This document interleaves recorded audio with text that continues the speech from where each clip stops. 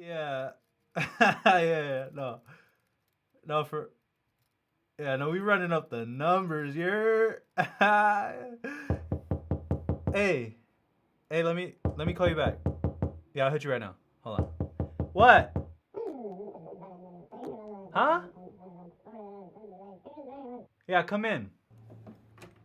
Hey, yo, you seeing this? No, what? Yo, we popping off, son. We got like 30 views in 2 hours. Really? Yeah, son, they be commenting left and right. One of them even said, "Do you feel like this is the future of movies?" Who? His name is Ulysses Pina. Nice. Nah, but for real, you should make a video responding to his comment. Don't just comment back. Just actually make a video and respond to him and let him know what you think of, the future of movies. I mean, yeah, I could, yeah. I mean, you got something to do? You got somewhere to go, or Shoot, right now? Right now? Yeah, right now. Yeah, I'm down. Well, then let's go. Come Okay. on. Yeah, all right. Yo, and clean up Okay. and brush your teeth. Okay. Don't make me come back here. Okay, I'll talk Hurry to you right up. now. Hold on.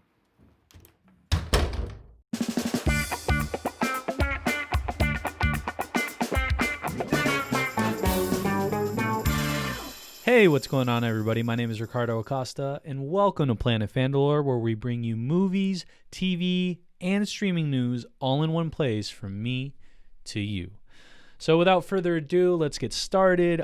First and foremost, I just want to address that producer Rick, the one you saw, sometimes doesn't know what he's talking about. Apparently, the name is not Ulysses Pina, it's Ulysses Pina. Just want to throw that out there. And secondly, thank you so much for your question, Ulysses. It really got me thinking because I've always pondered this question and I've always had, internal thoughts on it, but finally we can address it. And if you haven't seen it already, the question is in reference to this video right here. If you haven't seen it, check this out. But in that video, we address how Warner Brothers is handling the situation in which they put themselves in, which is they're releasing movies in theaters and on their streaming service HBO Max on the same day.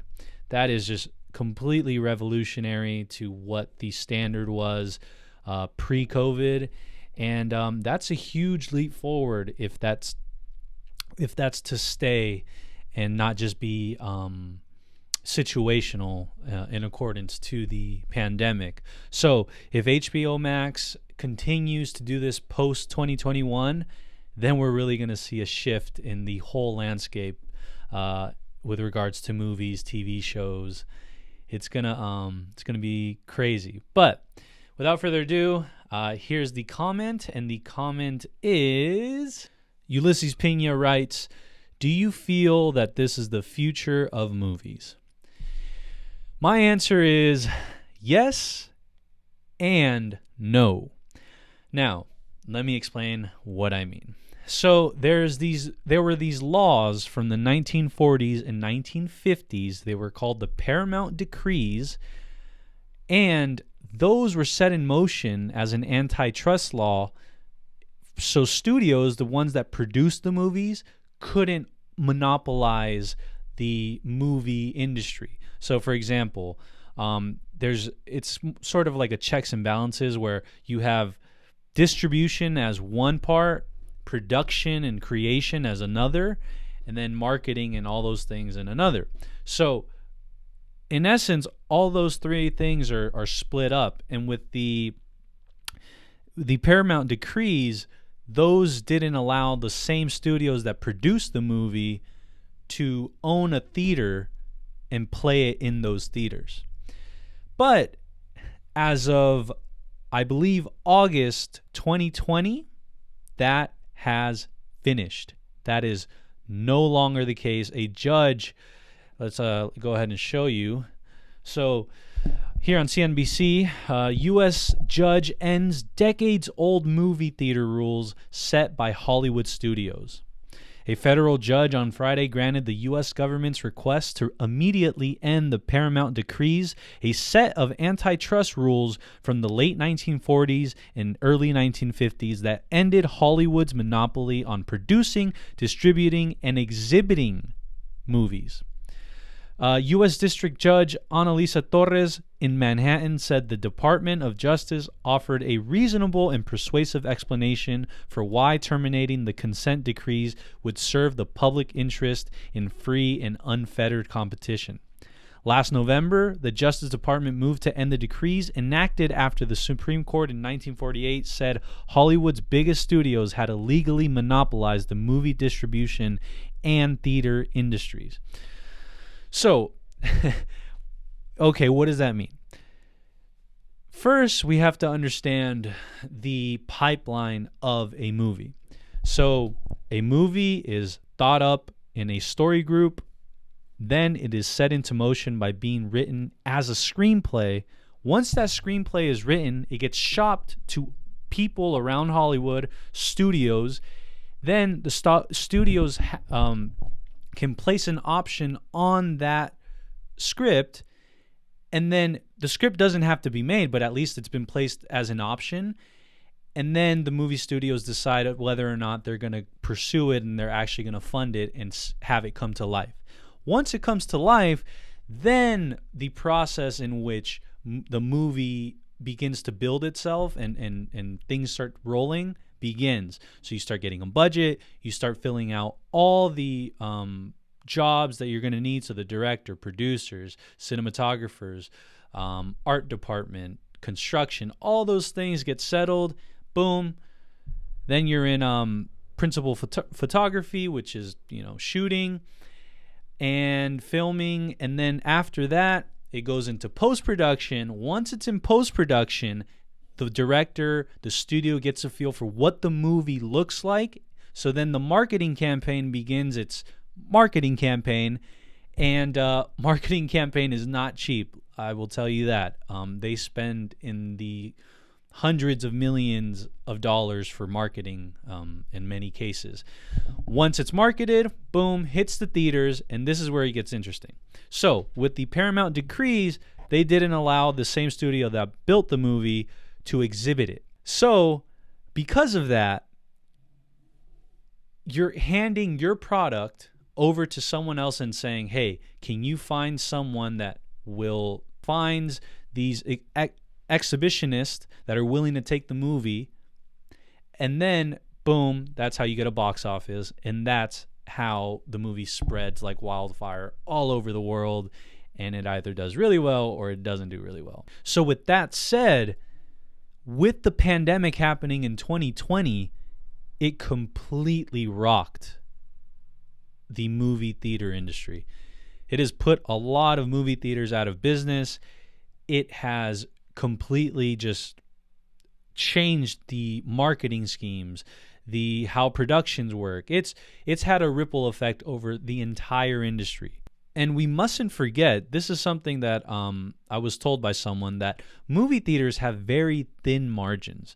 Their margins aren't, what you would think for it to want to continue and just bite the bullet now. No, the margins are very, very thin. And because of that, many of the movie theaters exhibitions have been erased. The pandemic completely wiped them out. And so with that said, you think to yourself, well, now that the Paramount Decrees are done with, judges ruled against, or ruled in favor of studios in allowing them to own movie theaters, you would think that all these movie studios would want to get into the game, right? Well, no, that is not the way they want to go. We'll split it up into two categories. We have the Walt Disneys, the Warner Brothers, the Sonys, and then on this side we have the Netflixes, the Amazon Studios.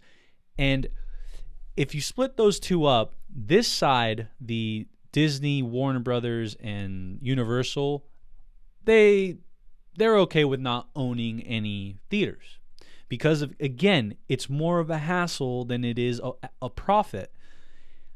And because they're so well built and they're so seasoned and they have years and years and years and years of company life, they don't need to go down that route where the margins are very thin.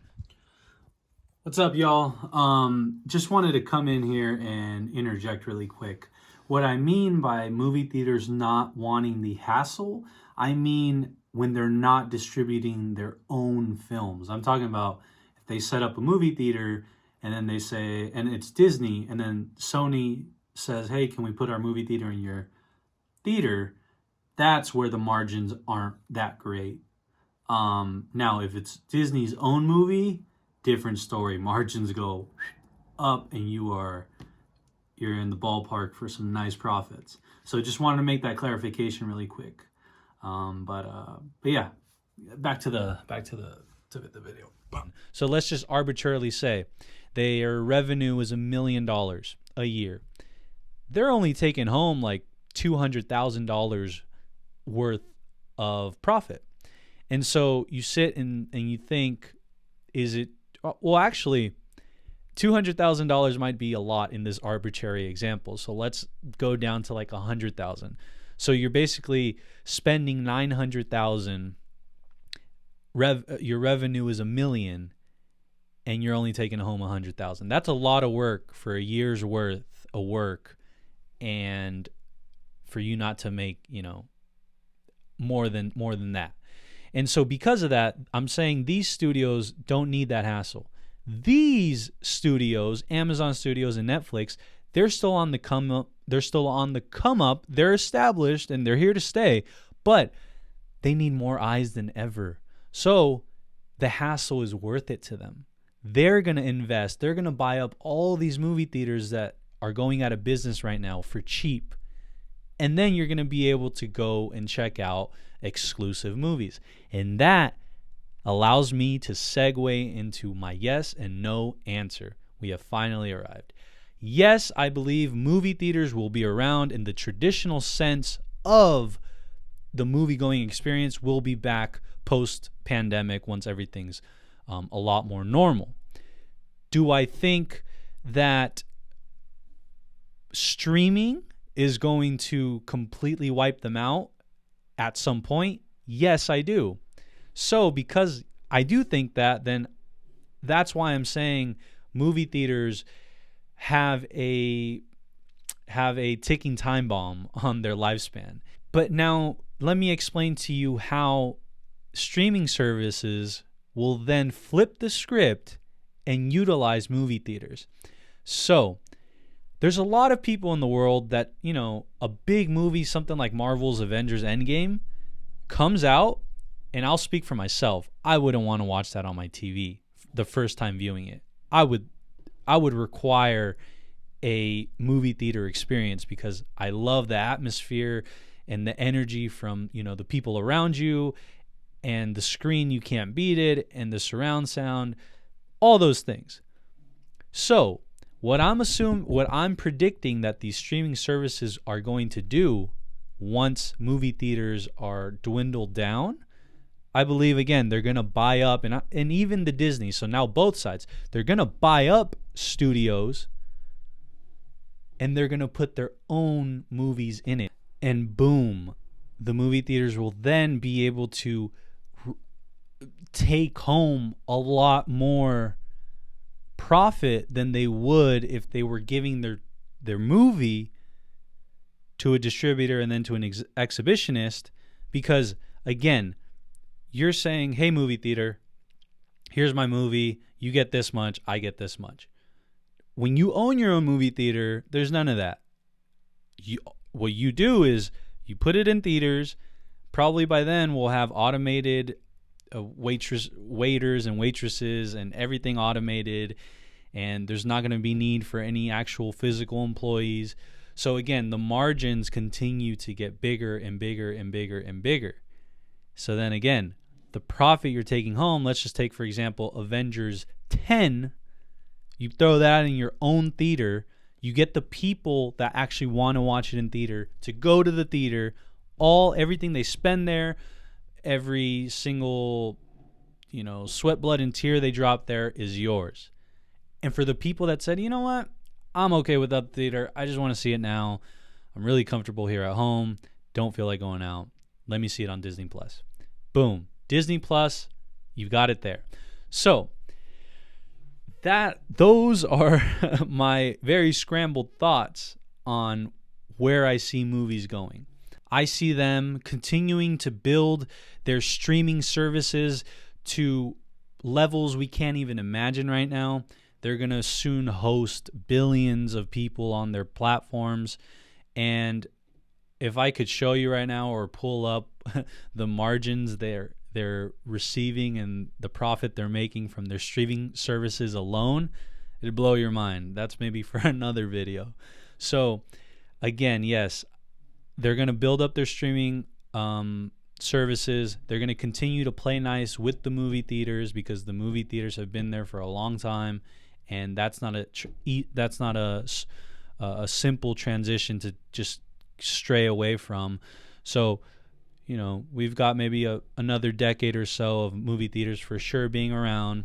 Then once movie theaters begin to falter, streaming services begin to go higher, then you'll see these studios buying up movie theaters, placing their own movies in it, reaping 100% of the profit, and we win as a consumer. That's the biggest thing. I think that's the biggest takeaway from this movie is as a consumer, as a fan, Planet Fandalore, we are going to win in the end because we're going to be able to watch it in whichever manner fits us and our lifestyle best. Again, I know me, I don't want to not watch it in a movie theater because there's nothing like a movie theater experience. Again, the energy in that movie theater watching a blockbuster movie is just, it's incomparable.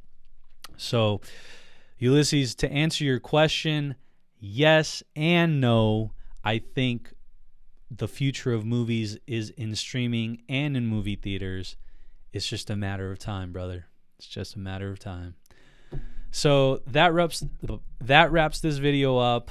My name is Ricardo Acosta. This is Planet Fandalore.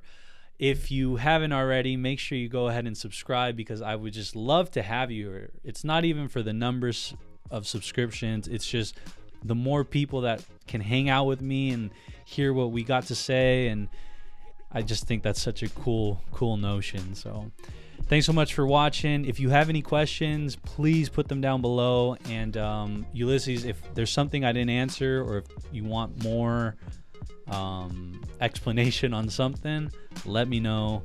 And thank you guys so much. I will catch you later.